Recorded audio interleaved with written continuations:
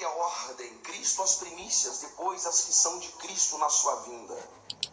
E então virá o fim, quando ele entregar o reino ao Deus e Pai, quando houver destruído todo principado, bem como toda potestade, porque convém que ele reine, que haja posto todos os inimigos debaixo dos vossos pés, debaixo dos vossos.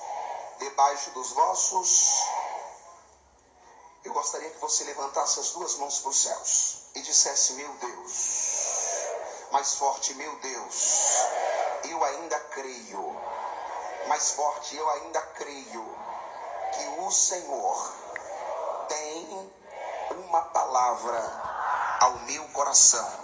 Fala comigo, Senhor. Diga mais forte: fala comigo, Senhor. Pode se assentar. E se você tiver razões para adorar o Senhor,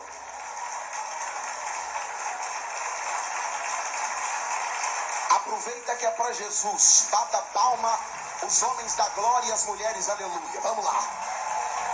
Vamos mais forte, os homens dando glória e as mulheres, aleluia. Enche o lugar de glória.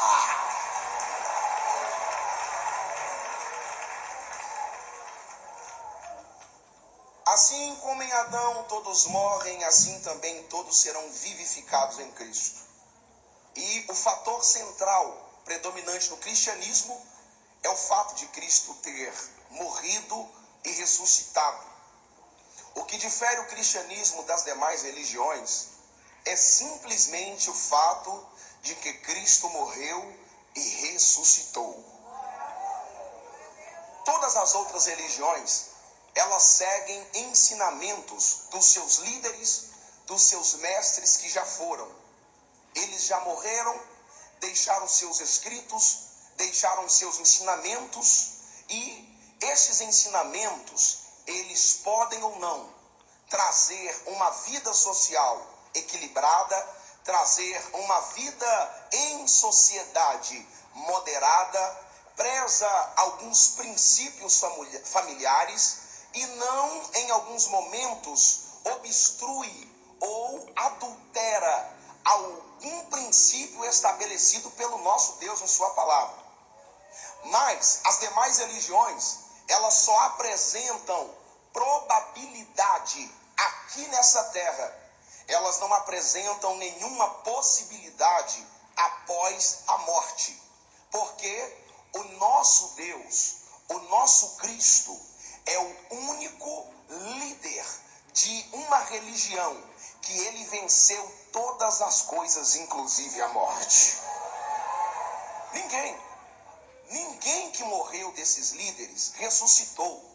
Ninguém que morreu destes líderes das demais religiões voltaram da morte. Mas o nosso Cristo, ele morreu. E este é o fator principal do cristianismo.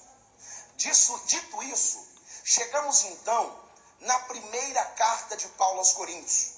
A confusão que está tendo em Coríntios, pelos gregos e os filósofos de Corinto, é exatamente em virtude da ressurreição.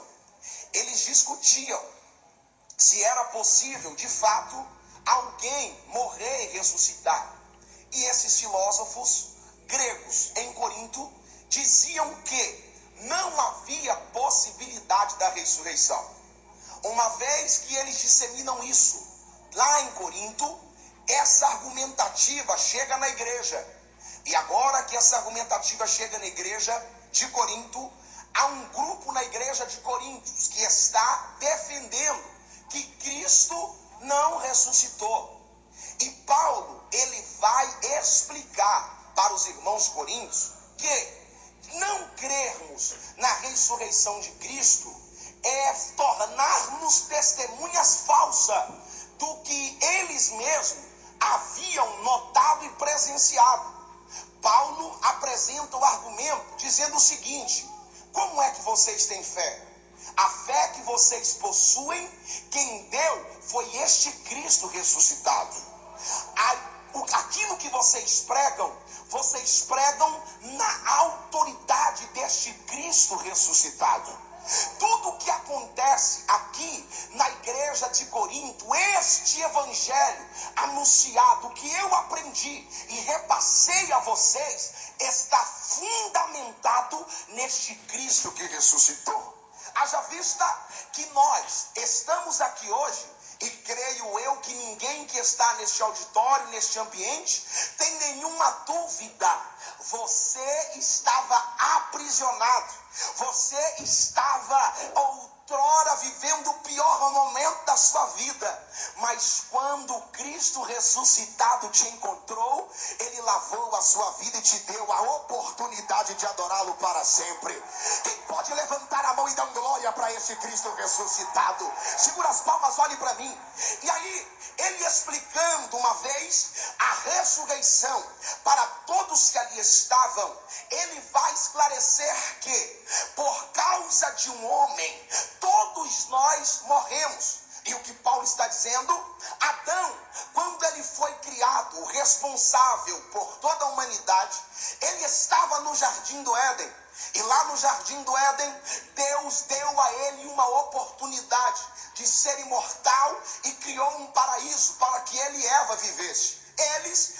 Eva, melhor dizendo, foi tentada pela serpente, enganada pela serpente, e ao ela ser enganada, ela vai pecar e induzir logo Adão também a pecar. Uma vez que o homem peca, estando no paraíso, é evidente que a morte entra na humanidade, porque a Bíblia diz que o salário do pecado é a morte. Então, logo, quando você peca, você está abrindo então a oportunidade para a morte entrar. Então a morte veio por causa do pecado de Adão. E perceba que este homem criado à imagem e semelhança de Deus, agora que o pecado entrou, ele está com a imagem de Deus distorcida. A imagem de Deus que estava no homem era nada mais, nada menos evidenciado em Adão os atributos divinos, evidenciado em Adão as virtudes do Espírito Santo. Mas no primeiro diálogo que Adão e Eva vai ter com o Senhor após pecar, a Bíblia disse que está evidenciado que eles não são mais aquela imagem e semelhança de Deus. Porque eles agora, no diálogo que tem com Deus, Adão, quando vai ser chamado à responsabilidade, quando é questionado por Deus, ele vai imputar a culpabilidade dele a Deus, dizendo o seguinte: Senhor, eu não, a mulher que o Senhor me deu pecou. Ele estava querendo se isentar da responsabilidade.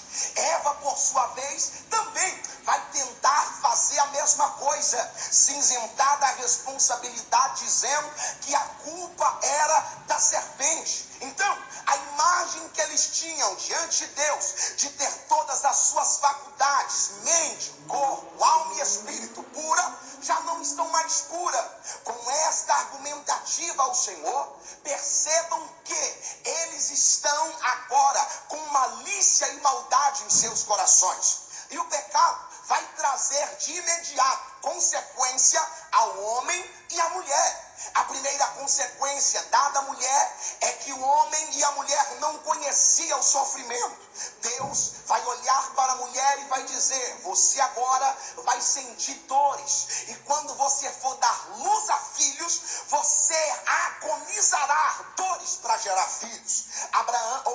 Adão, você agora terá que trabalhar, você vai experimentar sofrimento para a sua vida. E eles, segundo o livro de Gênesis, capítulo 3, ambos foram expulsos do Jardim do Éden. O pecado entrou na humanidade através deles, e em virtude deles, todos nós agora estamos corrompidos pelo pecado. Romanos vai dizer que todos nós pecamos e destituídos fomos da glória de Deus. Mas pastor, se todos nós somos pecadores, qual é a razão então que nós estamos na igreja, que nós estamos adorando, lutando para santificar a nossa vida? Embora você é pecador, está condenado à morte pelo pecado, mas foi enviado aqui na terra um segundo Adão. A palavra diz que da semente da mulher nasceria um que esmagaria a cabeça da serpente que enganou o homem. Oh, glória a Deus, aleluia. E aí é enviado aqui na terra o segundo Adão. E quando o segundo Adão vem, vocês sabem que eu estou falando de Jesus Cristo, ele vai fazer exatamente o contrário daquilo que o primeiro Adão fez. O primeiro Adão foi posto no paraíso, ele desobedece a Deus, ele peca e ele condena toda a humanidade à morte por causa do seu pecado. O contraste o segundo Adão veio fazer. Ele não veio pecar, ele veio para ter uma vida santa, uma vida de obediência, para justificar a minha e a sua vida e declarar-nos inocentes para a glória de Deus. Quem glorifica a Deus por esse ato? Levanta a mão e dá glória a Deus mais alto que você já deu.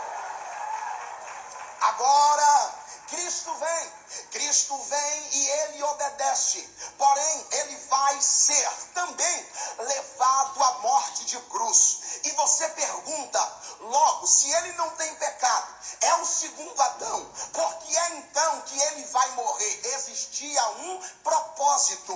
O propósito da morte dele é exclusivamente vivificar a minha e a sua vida. O que é vivificar, pastor? O contrário da morte. Adão veio, trouxe morte por causa do pecado, mas por um homem veio a morte, mas por um homem também ele veio trazer vida, porque o salário do pecado é a morte, mas o dom gratuito de Deus é a vida eterna. Levanta a mão direita para cima, você que tem mão direita.